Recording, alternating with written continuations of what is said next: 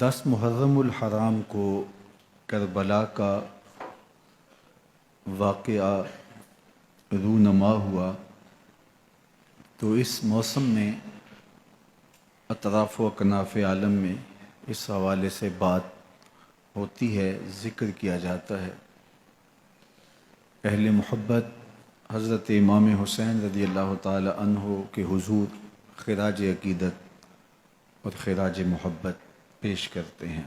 یہ حق و باطل کا معرکہ تھا، جھوٹ اور سچ کا مقابلہ تھا، ظلم اور عدل کا ٹکراؤ تھا، خیر اور شر کی لڑائی تھی، دو نظریات کا تصادم تھا۔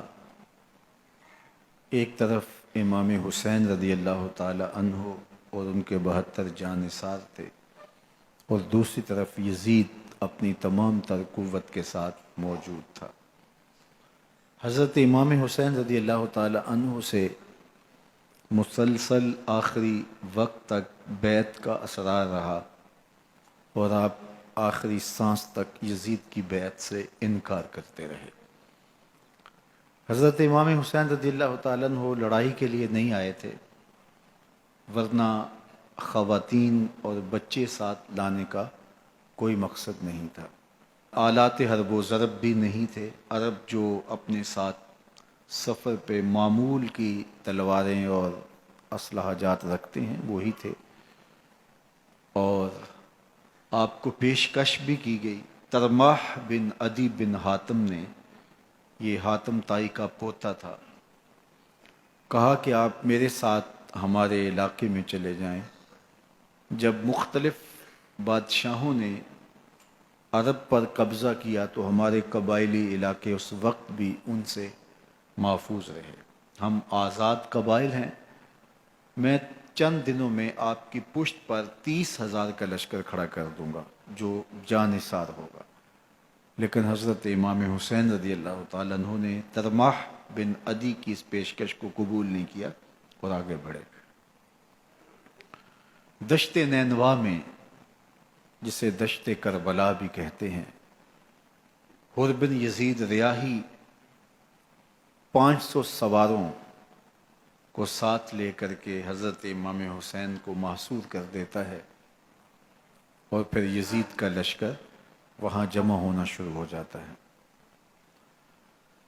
22,000 یا 30,000 کا لشکر امام حسین رضی اللہ تعالی عنہ کے اطراف میں لگا دیا گیا۔ 3 دن تک اس خانوادے کے لیے پانی بند کر دیا گیا۔ پانی کے بغیر تو انسان کی زندگی معطل ہو جاتی ہے، اور 3 دن کی مسلسل پیاس، اور پیاس میں بلکتے 6 ماہ کے بچے، خواتین اور بوڑھے۔ لیکن عزیمت کی راہوں کے یہ مسافر کسی صورت بھی یزید سے بیعت کرنے پہ آمادہ نہ ہوئے۔ یہ ایک حیلہ تھا کہ پانی بند کریں گے، بچے بلکیں گے، خواتین بے چین ہو جائیں گی تو یہ مجبور کر دیے جائیں گے۔ لیکن کہا تم جو کرنا ہے کرو۔ یہ بات طے شدہ ہے کہ ہم یزید سے بیعت نہیں کریں گے۔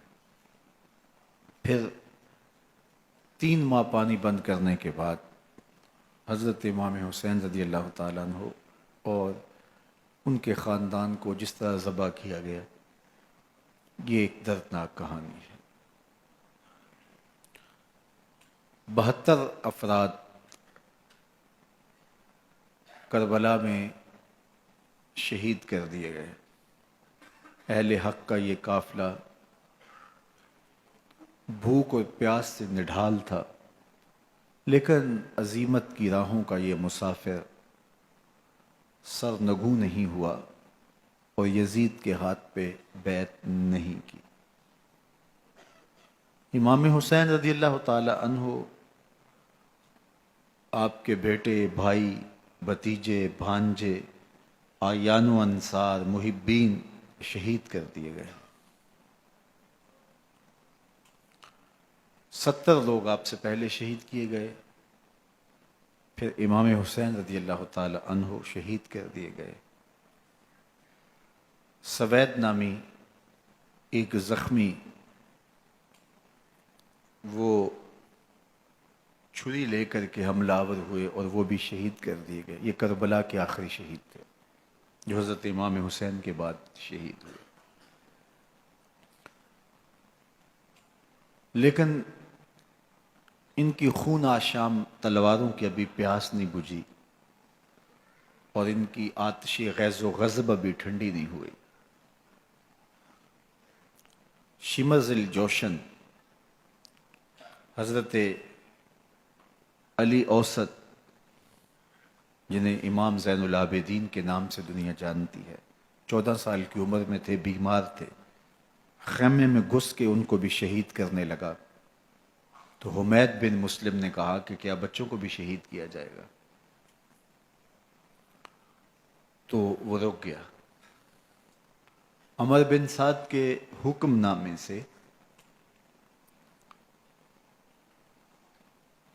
مقدس لاشوں پر گھوڑے دوڑائے گئے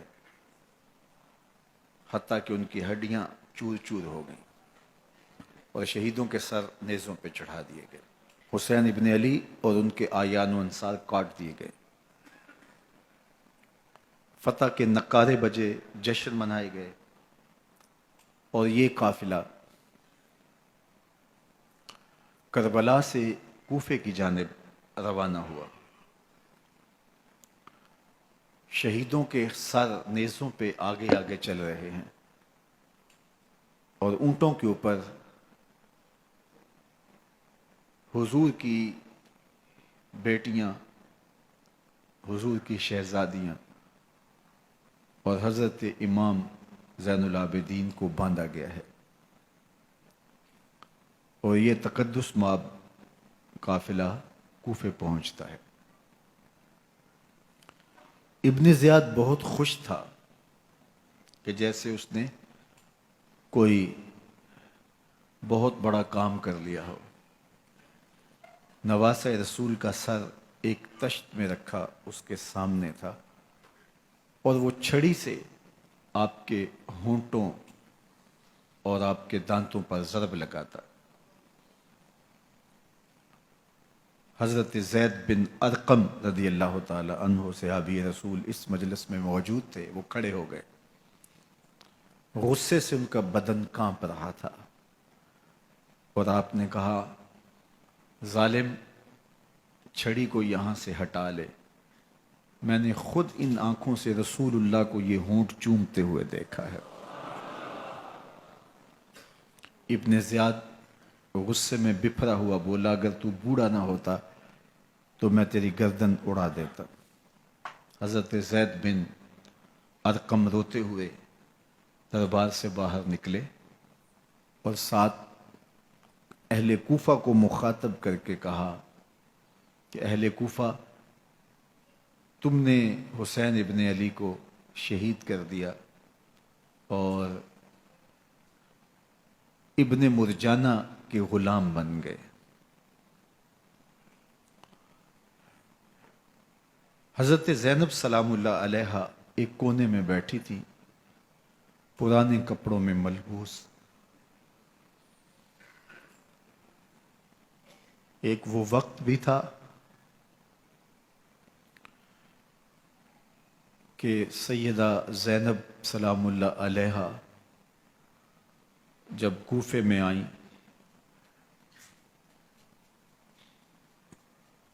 سیدنا علی المرتضیٰ کے زمانے میں، ان کے دور خلافت میں دارالخلافہ کوفہ متعین ہوا تو یہ مدینے سے کوفے آئیں تو اس وقت کوفے کی معزز خواتین نے ان کا استقبال کیا.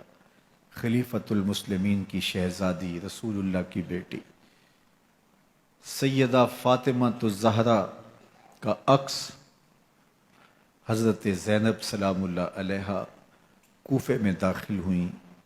تکریم، عزت اور وقار کے ساتھ آپ کا استقبال کیا گیا اور آپ خواتین کو درس قرآن دیتی، حضور کی شریعت سکھاتی. اور آج وہی کوفہ ہے، وہی دیوار و در ہیں، اور وہی زینب ہے، اور آج زینب کے ساتھ حسین ابن علی کا کٹا ہوا سر ہے۔ پرانے کپڑوں میں ملبوس حضرت زینب سلام اللہ علیہ آج اسی کوفے میں داخل ہوئی ہیں۔ دارالامارت کے ایک کونے میں تشریف فرما ہے کہ ابن زیاد پوچھتا ہے یہ خاتون کون ہے؟ حضرت زینب خاموش رہیں۔ اس نے دوسری مرتبہ پوچھا، آپ پھر خاموش رہیں۔ تیسری مرتبہ پوچھا، آپ پھر خاموش رہیں۔ پھر ایک لونڈی نے بتایا یہ زینب بنت علی ہیں۔ تو اس کے سامنے حضرت امام حسین کا کٹا ہوا سر پڑا تھا، اور وہ حضرت زینب سے مخاطب ہو کے کہنے لگا کہ اللہ نے تمہیں شکست دی اور یزید بن معاویہ کو فتح عطا کی۔ تو حضرت زینب سلام اللہ علیہ پھر دربار ابن زیاد میں ایک خوبصورت خطبہ عطا کیا۔ زینب بول رہی تھی، لگ رہا تھا مولا کائنات بول رہے ہیں۔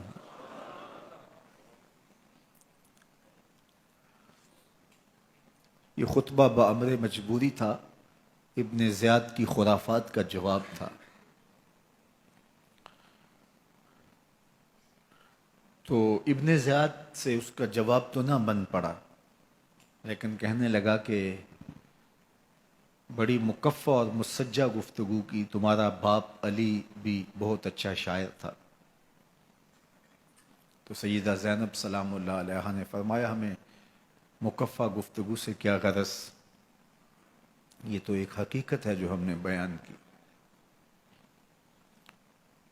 تو حضرت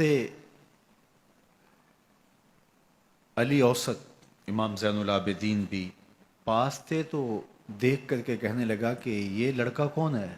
تو فرمایا میں علی بن حسین ہوں۔ تو کہا کہ انہیں تو قتل کر دیا گیا۔ کہا وہ میرے بھائی تھے اور ان کا نام بھی علی تھا، میرا نام بھی علی ہے۔ تو اس نے کہا کہ اس لڑکے کو لے جاؤ اور قتل کر دو۔ حضرت زینب علی اوسط امام زین العابدین کے ساتھ چمٹ گئیں اور کہا کہ اگر تم اسے قتل کرو گے تو اس کے ساتھ مجھے بھی قتل کرنا ہوگا۔ تو ابن زیاد کہنے لگا کہ یہ عورت سچ کہتی ہے، واقعی اس کے جذبات یہی ہیں۔ اور الصلاۃ جامعہ کی پکار کے ساتھ مسجد کوفہ میں آ گیا۔ کوفے کے لوگ سارے ابن زیاد کے سامنے تھے۔ امام حسین کا کٹا ہوا سر ابن زیاد کے سامنے تھا، اور اس نے کہا کہ اللہ نے یزید بن معاویہ کو فتح دی اور کذاب ابن کذاب معاذ اللہ حسین ابن علی کو شکست دی۔ جب اس نے یہ بات کہی تو عبداللہ بن عفیف الازدی رضی اللہ تعالی عنہ موجود تھے، وہ کھڑے ہو گئے۔ غصے سے ان کا بدن کانپ رہا تھا، اور آپ نے پوری ہمت کے ساتھ ابن زیاد کو جواب دیتے ہوئے کہا، ظالم، حسین سچا، حسین کا باپ بھی سچا، تو جھوٹا، تیرا باپ بھی جھوٹا، جس نے تجھے امیر بنایا وہ بھی جھوٹا۔ تو ابن زیاد نے جب اپنے بارے عبداللہ بن عفیف سے یہ بات سنی تو اس نے حکم دیا کہ ان کا سر کاٹ دیا جائے، اور پھر حضرت عبداللہ ابن عفیف رضی اللہ تعالی عنہ کو شہید کیا گیا اور ان کی لاش کو سولی چڑھا دیا گیا۔ حق کی راہ کے یہ مسافر اپنی جان کس طرح راہ خدا میں سپرد کر رہے تھے۔ اہل کوفہ سہمے ہوئے، ڈرے ہوئے ابن زیاد کے دربار میں بیٹھے تھے، اور امام حسین رضی اللہ تعالی عنہ کے قتل کا، ان کی شہادت کا انہیں دکھ تو تھا، لیکن ان کے اندر ہمت، طاقت اور توانائی نہیں تھی۔ ان کی تلواریں یزید کے ساتھ رہیں اور دل امام حسین رضی اللہ تعالی عنہ کے ساتھ رکھنے کی بات کرتے تھے۔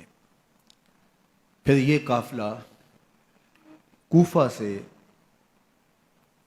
چلتے چلتے دمشق کی جانب عازم سفر ہوا. ایک اونٹ پہ تین تین لوگوں کو سوار کیا گیا تھا.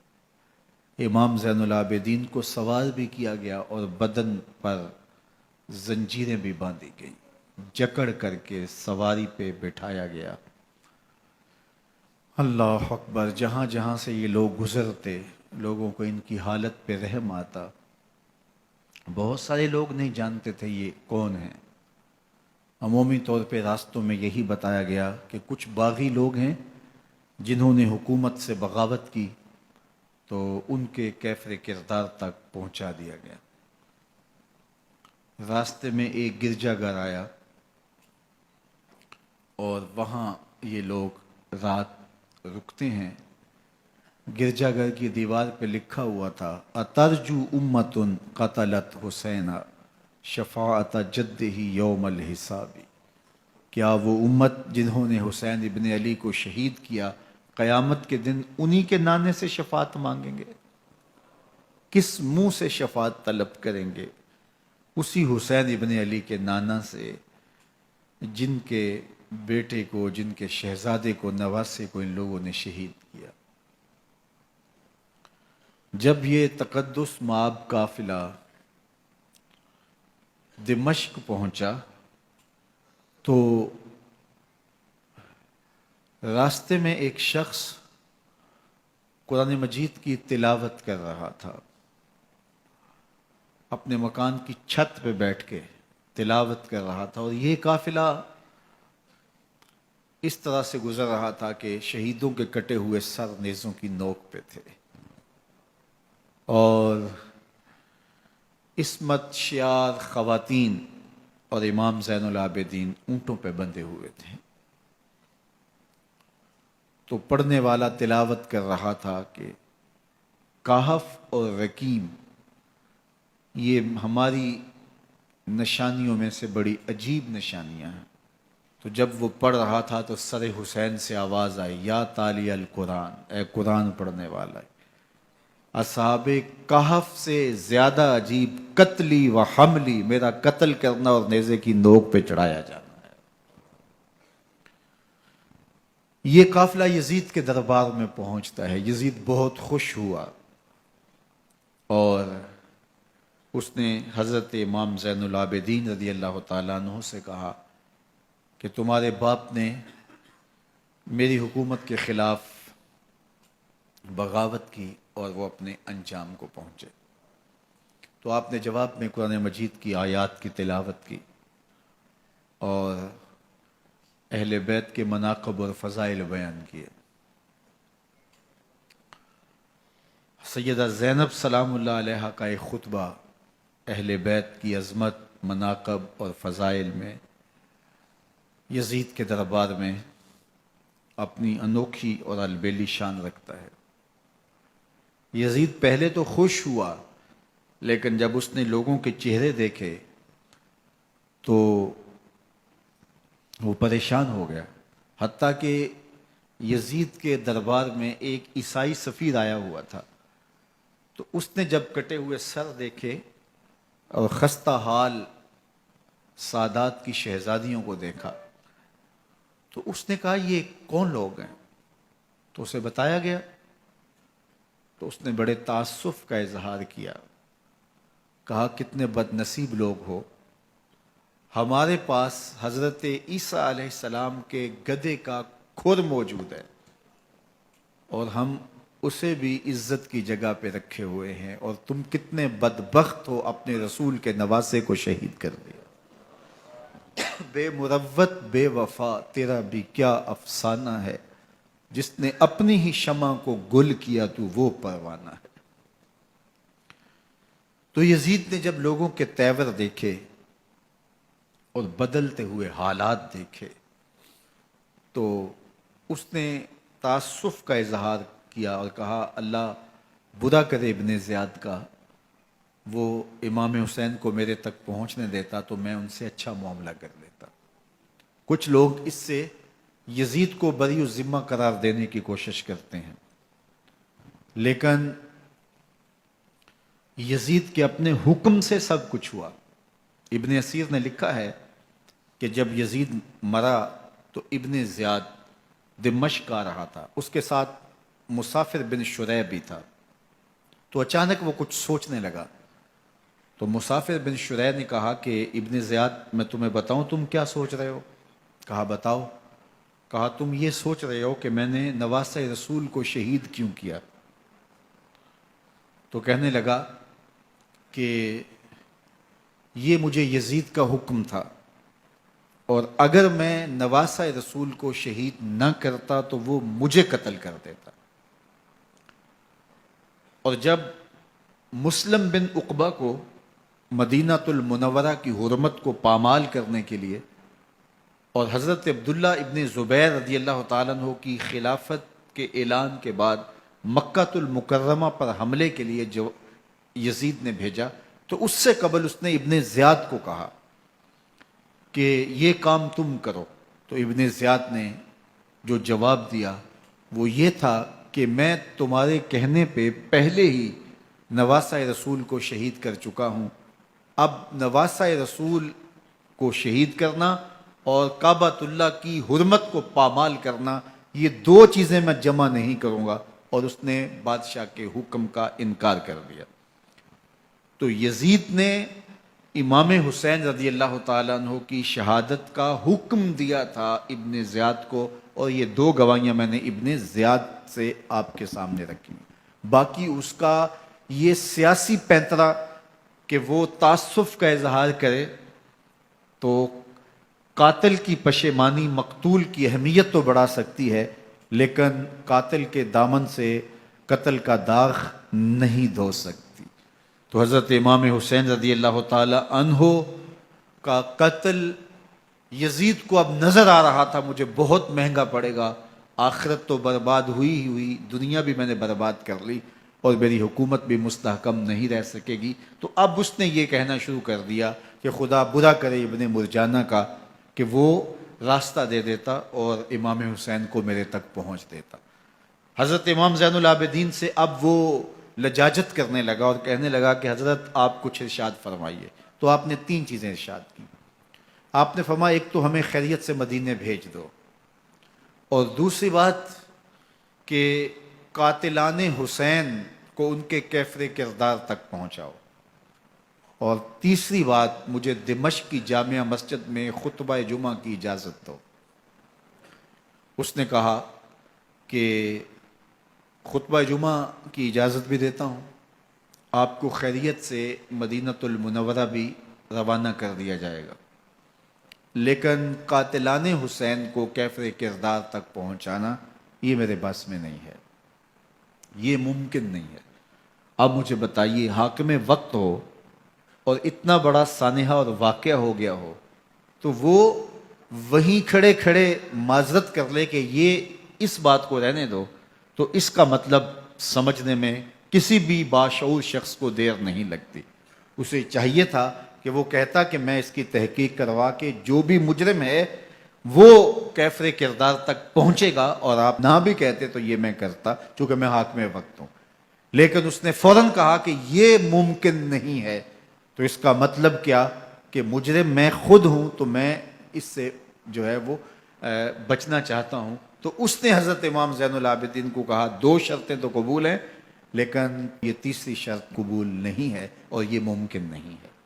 تو یہ واضح اس بات کا اشارہ ہے کہ یزید کے حکم سے، اس کی منشا سے اور اس کے کہنے سے حضرت امام کو شہید کیا گیا، اور اس نے حضرت امام حسین رضی اللہ تعالی عنہ کے مبارک لبوں پر چھڑیاں بھی ماری اور آپ کے دانتوں پر ضربیں لگائیں چھڑیوں کی۔ وہ تو ایک صحابی وہاں موجود تھے جو کھڑے ہو گئے، انہوں نے کہا ارفع ھذا القدیب عن ھاتین الشفتین، ان ہونٹوں سے چھڑی ہٹا لے، میں نے ان آنکھوں سے رسول اللہ کو یہ ہونٹ چومتے ہوئے دیکھا ہے۔ جس طرح ابن زیاد کے دربار میں ہوا تو یہاں بھی ہوا۔ اللہ اکبر۔ تو یزید اپنے تئیں خوش تھا، لیکن لوگوں کے احتجاج کی سکت نہیں لا سکتا تھا کہ نواسہ رسول کو شہید کر دیا گیا، تو وہ یوں اپنی بات کو چھپانا چاہتا تھا، اور بات ابن مرجانہ ابن زیاد پہ ڈالنا چاہتا، لیکن ابن زیاد کہتا ہے کہ اگر یزید کے کہنے پہ میں امام حسین کو قتل نہ کرتا تو میں قتل کر دیا جاتا، اور میں غزوہ کعبہ اور قتل امام حسین دونوں کو جمع نہیں کر سکتا، لہٰذا اب میں یزید کا یہ حکم نہیں مانوں گا، اس نے پہلے مجھ سے بہت بڑی زیادتی کروائی ہے۔ یہ تاریخ کی معتبر کتابوں کے اندر موجود ہے۔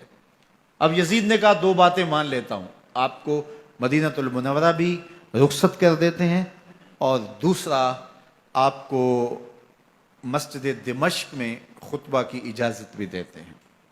اللہ اکبر، یہ وقتی تصرف تھا اس کا، ورنہ یہ کون ہے اجازت دینے والا؟ ممبر تو حسین ابن علی کے نانے کا ہے۔ خیر، مسجد دمشق میں گئے، لوگوں کا ہجوم تھا، حضرت امام زین العابدین ممبر پہ جلوہ فراز ہوئے، خطابت تو ان کے گھر کی لونڈی ہے، تو جب آپ نے کھڑے ہو کر کے خطبہ دیا اور فضائل و مناقب اہل بیت بیان کیے، لوگوں کے سینوں کے اندر آتش محبت اہل بیت کی جوش مارنے لگی۔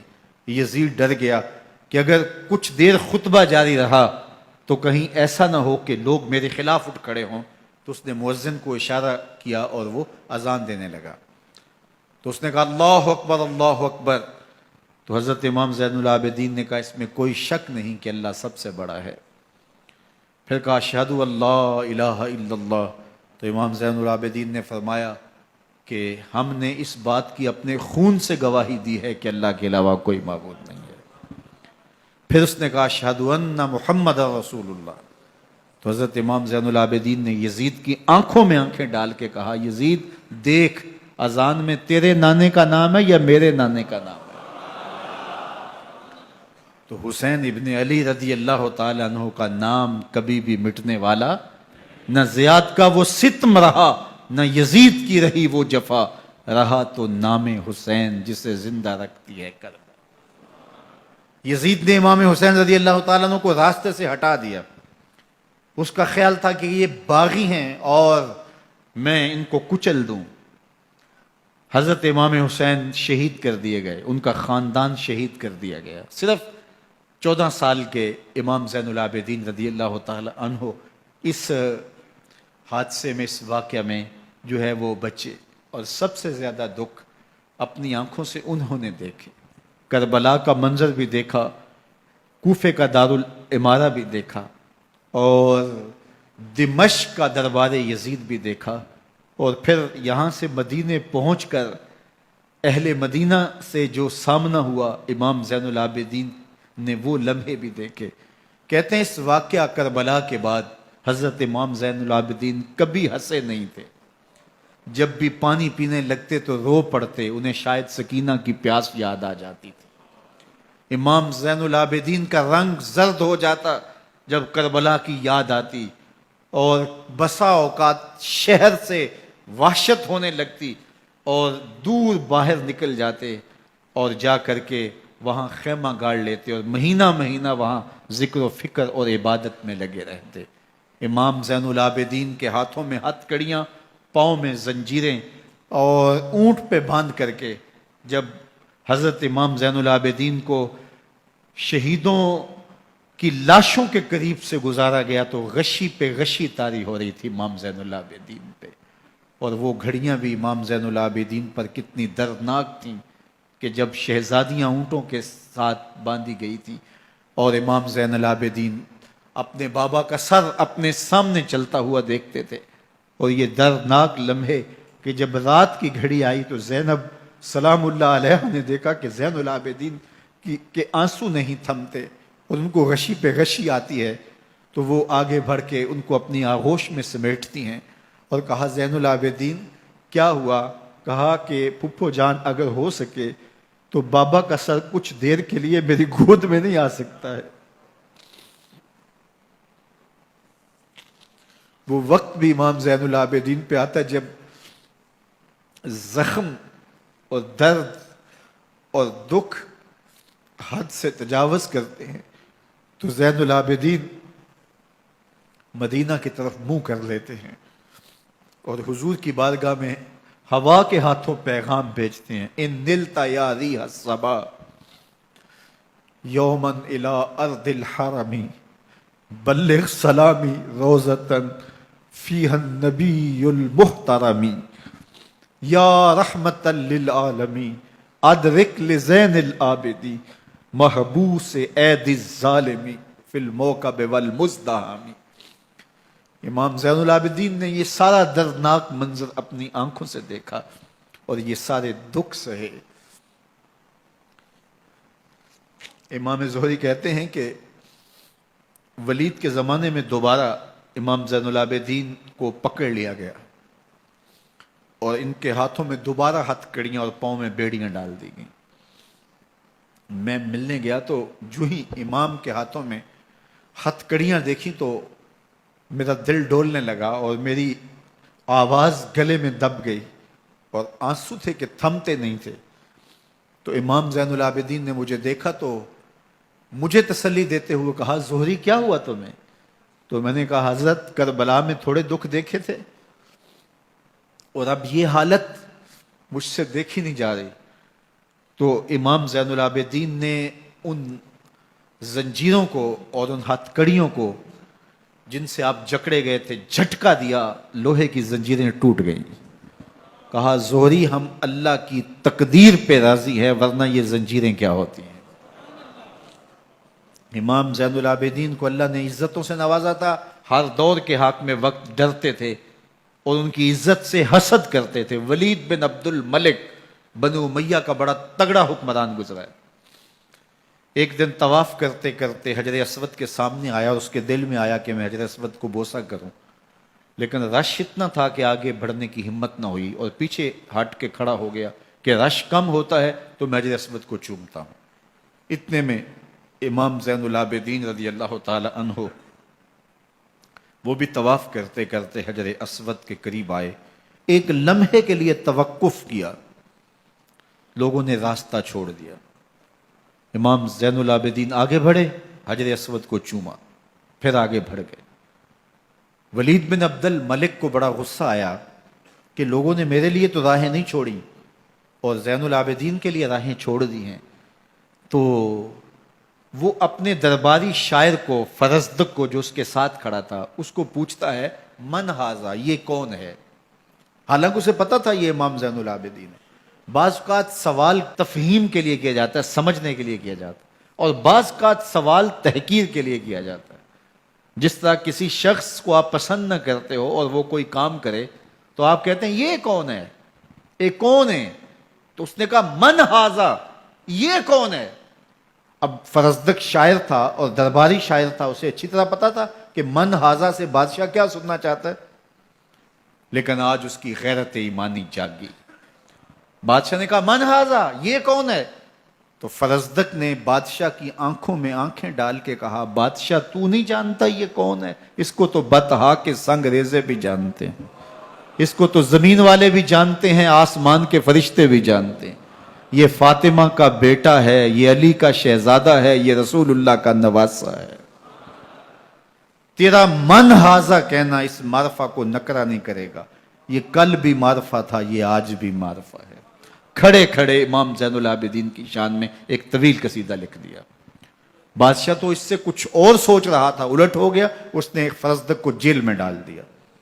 امام زین العابدین کو پتا چلا آپ نے اشرفیوں کی 2 تھیلیاں خادم کے ہاتھ بیچی کہ ہماری وجہ سے تمہارے اوپر یہ افتاد پڑی ہے۔ تو اس نے تھیلیاں قبول کی، چوما آنکھوں سے لگائیں اور پھر خادم کے ہاتھ میں دیتے ہوئے کہا امام کو میرا سلام دے دینا اور کہنا حضرت ساری زندگی نے ٹگوں کے لیے، ان پیسوں کے لیے، اشرفیوں کے لیے شاعریاں کی ہیں، یہ جو میں نے قصیدہ لکھا ہے آپ کے نانا کی شفاعت کے لیے لکھا ہے، جو دلوں کو فتح کر لے وہی فاتح زمانہ۔ امام حسین کو تو کاٹ دیا گیا نا، اس لیے کاٹ دیا گیا کہ یہ ہماری حکومت سے بغاوت کر رہے ہیں، انہوں نے یہ کہا، بہانہ یہ بنایا، نظم حکومت میں یہ مخل ہو رہے ہیں، لہٰذا انہیں شہید کر دیا گیا۔ نہ صرف انہیں شہید کیا گیا، سر کاٹے گئے، نیزوں کی نوک پہ چڑھائے گئے، لاشوں پہ گھوڑے دوڑائے گئے۔ کیا کیا ظلم تھا، کیا کیا جبر تھا جو روا نہیں رکھا گیا۔ پیاسا رکھا گیا، بھوکا رکھا گیا، 6 ماہ کے بچے بھی نہیں چھوڑے گئے۔ امام حسین جب حضرت علی اصغر کو اپنے ہاتھوں پہ اٹھا کے فرات کے کنارے جا کھڑے ہوئے تو آپ نے اشقیاء سے مخاطب ہو کے کہا کہ تمہاری لڑائی تو مجھ سے ہے، اس 6 ماہ کے بچے نے تمہارا کچھ نہیں بگاڑا۔ چلو سے پانی بھرا تاکہ اصغر کا حلق تر ہو جائے، تو پانی ابھی حلق تک نہیں پہنچا، 2 شاخہ سنسناتا ہوا تیر آیا اور علی اصغر کا گلا چیر گیا۔ اور کہتے ہیں وہ جو تیر تھا جو حضرت علی اصغر کا گلا چیر کے آگے گزرتا ہے، وہ تیر تھا جو جانوروں کو مارنے کے لیے استعمال کیا جاتا ہے۔ گردن لٹک جاتی ہے، خون بہنے لگتا ہے۔ امام حسین اس خون کو آسمان کی طرف اچھال کے کہتے ہیں مالک حسین کی یہ قربانی بھی قبول فرما لے۔ نسل مٹا دی گئی، شہید کر دیے گئے، گھوڑے دوڑائے گئے، سادات کرام عصمت شعار پیغمبر زادیوں کو اونٹوں پہ بٹھایا گیا، رسیوں سے جکڑا گیا، چادریں چھیننے کی کوشش کی گئی، کیا کچھ نہیں ہوا۔ تاریخ دردناک ہے، اور یہ پیغمبر کے ماننے والوں نے، کلمہ پڑھنے والوں نے یہ سب کچھ کیا۔ بے مروت، بے وفا، تیرا بھی کیا افسانہ ہے، جس نے اپنی ہی شمع کو گل کیا تو وہ پروانہ ہے۔ لیکن یزید کی دلیل یہ تھی کہ یہ حکومت کا نظم چلتا ہے، اسے چلنے دیا جانا چاہیے، انہوں نے کیوں رکاوٹ ڈالی ہے، لہٰذا یہ باغی ہیں، ان کو کاٹ دیا جائے۔ میں کہتا ہوں امام حسین کو شہید کر دیا گیا، ان کے اعیان و انصار کو شہید کر دیا گیا، پورے خاندان کو پیاسا رکھ کے ذبح کر دیا گیا، 6 ماہ کے بچے بھی نہیں چھوڑے گئے، 80 سال کے بوڑھوں کو بھی شہید کیا گیا، خواتین کو اونٹوں پہ بٹھایا گیا، اور گلی گلی عصمت معاب پیغمبر رحمت کی شہزادیوں کو کوفے اور دمشق کے بازاروں کے اندر بھرایا گیا۔ تو مجھے بتائیں اس کے بعد یزید کی حکومت نے کیا کیا، ان کا کیا کارنامہ تھا؟ کتنے محدث پیدا ہوئے، کتنے مفکر پیدا ہوئے، کتنے جرنیل پیدا ہوئے، کتنے صوفی پیدا ہوئے؟ کون تھا جو ان کے تخت و تاج اور ان کی حکومت جس کو بچانے کے لیے اتنا بڑا حادثہ کر دیا اور پیغمبر کے بیٹوں کو شہید کر دیا؟ تو کیا پھر اس حکومت نے کیا یزید نے؟ یزید کا اپنا بیٹا تخت پہ بیٹھنے کے لیے تیار نہیں تھا۔ 6 ماہ کے بعد اس کی لاش گھر سے نکلی، اس نے کہا کہ یہ تخت جو ہے وہ آل رسول کے خون پہ بنا ہے، میں اس پہ نہیں بیٹھوں گا، اور رسوا ہو گئے۔ اور یزید جس کو زوم تھا کہ میں اتنی بڑی سلطنت کا مالک ہوں، اس کو بچانا ہے، اس سلطنت نے اسلام کے لیے کیا کیا؟ مجھے بتاؤ، کون سے جرنیل پیدا کیے، کون سے حکمران پیدا کیے، اس نے کون سے توانا لوگ پیدا کیے، کون سے محدث، کون سے مفکر، کون سے مسلح پیدا کیے؟ اور جس خاندان کو کاٹ دیا گیا، صرف ایک 14 سال کا علی اوسط زین العابدین بچا۔ اور ذرا حسین ابن علی کی نسل دیکھو، جعفر صادق کس نسل سے ہیں، باقر العلوم کس نسل سے ہیں، حضرت غوث اعظم کس کے شہزادے ہیں، حضرت داتا گنج بخش علی حجویری کس کے بیٹے ہیں، اور حضرت معین الدین چشتی اجمیری کس کے بیٹے ہیں؟ آج زمانے کو جو بھی دیا ہے حسین کے بیٹوں نے دیا ہے۔ یزید تخت بچا کر بھی امت کو کچھ نہ دے سکا، اور امام حسین نے سب کچھ لٹا کے امت کو ایمان کی بہاریں عطا کر دی۔ آج جہاں بھی منبر و محراب کی رونق نظر آ رہی ہے، اس کے پیچھے حسین کا کوئی بیٹا کھڑا ہوا نظر آئے گا۔ اللہ اکبر! اس دین کے خاکے میں رنگ ہی حسین ابن علی کے خون نے بھرا ہے۔ حسین اگر نہ شہید ہوتا تو آج گھر گھر یزید ہوتا، اسلام کی عظمت عیاں نہ ہوتی، خدا کے گھر میں اذان نہ ہوتی، بار الہ نوحہ سناتا پھرتا،